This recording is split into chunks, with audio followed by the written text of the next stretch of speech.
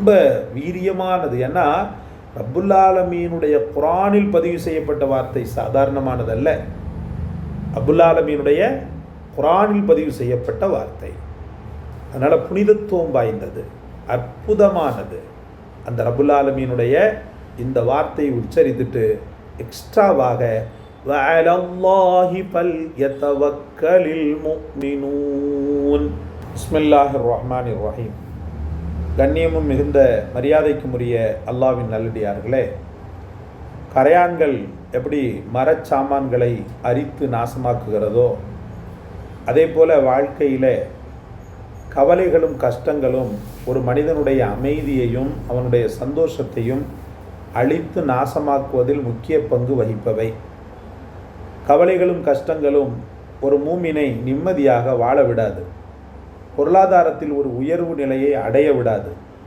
முன்னேற்றத்தின் பக்கம் அவன் செல்ல முற்படும் போது முட்டுக்கட்டையாக இருக்கக்கூடிய ஒரு விஷயங்களில் கவலைகள் ரொம்ப முக்கியமான இடத்தை வகிக்கின்றன. அன்பு சகோதரர்களே, அந்த கவலைகளுக்கான சொல்யூஷன் அல்லாஹ்வை தவிர வேறு யாரும் கிடையாது.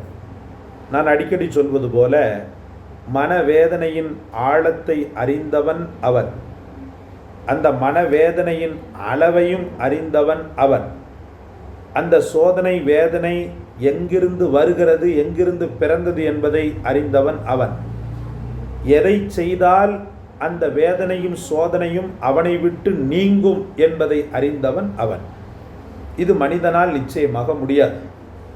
அவன் துன்பம், அந்த சிச்சுவேஷன் மட்டும்தான் அவனுக்கு தெரியுமே ஒழிய அந்த துன்பத்திலிருந்து விடுபடக்கூடிய வழிகள் அப்படின்றது அல்லாஹ்வை தவிர அவன் வழி, அதாவது துன்பத்திலிருந்து விடுதலை அடையக்கூடிய நிலை எப்போது அப்படின்றது அல்லாஹ்வை தவிர வேறு யாருக்கும் தெரியாது. என்ன ஒன்று, நம்ம அவன்கிட்ட தொடர்ந்து கேட்கக்கூடிய ஒரு நசீவை வளர்த்து கொள்ள வேண்டும். அப்படி ஒரு அற்புதமான மனிதரும் மிகச்சிறந்த நபிகளில் ஒன்றாக இருக்கக்கூடிய யாக்கூப் அலைஹிஸ்ஸலாத்து வஸ்ஸலாம், அண்ணல் யாக்கூப் அலைஹிஸ்ஸலாத்து வஸ்ஸலாம் தன்னுடைய அருமையான மகன் ஹஸரத் யூசுஃபை பிரிந்த தருணம், சகோதரர்களுடைய தேவையில்லாத பொறாமையின் காரணமாக அலைக்கழிக்கப்பட்ட ஹஸரத் யூசுஃப் அலைஹிஸ்ஸலாத்து வஸ்ஸலாம் சகோதரர்களுடைய வஞ்சத்தின் சதியின் காரணமாக கிணற்றில் தூக்கி வீசப்பட்டார்கள். பின்பு அல்லாஹ்வினால் ரொம்ப பரிதவிப்பான நிலையில் இருந்த ஹஸரத் யூசுஃப் பாதுகாக்கப்பட்டார்கள். அல்லாஹு தஆலா பாதுகாத்து அவர்களை வேறு பக்கமாக திசை திருப்பினான். ஏன்னா தொடர்ந்து யாக்கூப் அலைஹிஸ்ஸலாமோடு அவர்கள் இருக்கும்போது வேறு வகையான டார்ச்சரை அவருடைய சகோதரர்கள் தரக்கூடும் என்பதற்காக அல்லாஹு தஆலா வேறு வகையான பாதையை ஹஸரத் யூசுஃபுக்கு காட்டினா. ஆனால் அந்த பாதை கொஞ்சம் கரடு முரடு தான். ரொம்ப சோதனைகளை வேதனைகளை எல்லாம் ஹஸரத் யூசுஃப் அலைஹிஸ்ஸலாம் அடைந்தாங்க. இங்கே யாக்கூப் அலைஹிஸ்ஸலாம் கடைசி பிள்ளையின் மீது உயிரையே வைத்திருந்தாங்க. பாசம் நேசம் அனைத்தையும் கொட்டி வளர்த்தாங்க. ஹஸரத் யூசுஃப் அலைஹிஸ்ஸலாம் அவர்களை ரொம்ப கஷ்டப்பட்டாங்க. யாக்கூப் அலைஹிஸ்ஸலாம் ஒரு தந்தையின் பாசத்திற்கு மிகச்சிறந்த எடுத்துக்காட்டு யாக்கூப் அலைஹிஸ்ஸலாம். இந்த உலகத்தில் தந்தையின் பாசம் என்று சொல்கிறோமே, பெத்த மகனை பிரிஞ்சு கண்ணு போன தந்தையை நீங்கள் காட்டிடுங்க பாப்போம். பெற்ற மகனை பிரிந்து அழுது கண்ணு போயிருச்சு அப்படின்னு சொல்லி ஒரு தந்தையை காட்ட முடியுமா உங்களால்? நிச்சயமாக முடியாது. ஹஸரத் யாக்கூப் அலைஹிஸ்ஸலாம் என்ற அந்த மாபெரும் மனிதர் தன்னுடைய பிள்ளைகள் மீது வைத்த பாசம், குறிப்பாக யூசுஃபின் மீது வைத்த பாசம் அலாதியானது. கண்களே போய்விட்டது. அந்த அளவுக்கு அழுன்னு அழுதாங்க. எப்போதுமே யூசுஃப் அலைஹிஸ்ஸலாமுடைய நினைப்பு. ஆனாலும் உள்ளத்தில் அவங்க ஈமான்ல உச்சத்தில் இருக்கக்கூடிய நபியாக இருந்தபடியால் ஒரே ஒரு துவா, அந்த துவாவை தொடர்ந்து செய்தார்கள். யூசுஃபை அல்லாஹ் மன்னராக திருப்பி கொடுத்தான். யூசுஃபை பிள்ளையாதான், சாதாரணமான பிள்ளையாதான் காணாமல் போக வைத்தான்.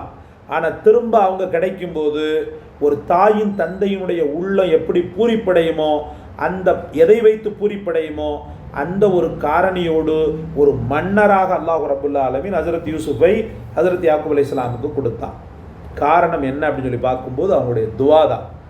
அந்த துவா தான் இப்போது நமக்கு கவலைகளுக்கான வசீஃபா. ஒரு கவலையோ கஷ்டமோ உங்களை தொடும்போது அந்த கவலைகள் இன்பகரமாக உங்களுக்கு மாற்றப்பட்டு தரப்பட வேண்டுமாயின் நீங்கள் இந்த துவாவை, ஹஸரத் யாக்கூப் அலைஹிஸ்ஸலாம் அவர்கள் செய்த அந்த துவாவை பற்றி பிடிப்பது அவசியமான ஒன்றாக இருக்கிறது சகோதரர்களே. எங்கே பாருங்கள், இன்னமா அஷ்கு பத்தி வஹுஸ்னி இலல்லாஹ், இன்னமா அஷ்கு பத்தி வஹுஸ்னி இலல்லாஹ், இன்னமா அஷ்கு பத்தி வஹுஸ்னி இலல்லாஹ். என் கவலை, என் துக்கம் அனைத்தையும் அல்லாஹ்விடத்திலேயே நான் விட்டு விடுகிறேன். யாக்கூப் அலைஹிஸ்ஸலாமை படைத்த அதே இறைவன் தானே நமக்கு இறைவன். அந்த ரப்புல் ஆலமீன் தானே இப்போது இருக்கிறான். யாக்கூப் அலைஹிஸ்ஸலாம் உள்ளத்தில் கொண்டு வாங்க. ஒரு வயோதிகர் பெற்ற பிள்ளையின் பாசத்தால், பெற்ற பிள்ளையின் பிரிவால், ஆற்றாமை கொண்டு அவர் வடித்த வேதனைகளுக்கு நீ ஒரு சொல்யூஷன் கொடுத்தது போல யாக்கூப் நபியின் மீது நீ காட்டிய அந்த பேருபகாரம், பெருங்கருணையின் பரக்கத்தை கொண்டு என் மீதும் காட்டி இறைவான்னு சொல்லி அல்லாட்ட கேளுங்க. இன்னமா அஷ்கு பத்தி வஹுஸ்னி இலல்லாஹ், என்னுடைய துக்கம், என்னுடைய கவலை அனைத்தையும் என் ரப்பான அல்லாவின் பக்கம் நான் சாட்டுகிறேன். எத்தனை முறை ஓதுவது? அல்ஹம்துலில்லாஹ். ரொம்ப கடுமையான மன உளைச்சலுக்கும் இது போன்ற பெரும் பேராபத்துக்களால் பாதிக்கப்பட்டிருந்தால் அல்ஹம்துலில்லாஹ் 100 முறை இந்த வார்த்தையை உச்சாடனம் செய்யுங்கள்.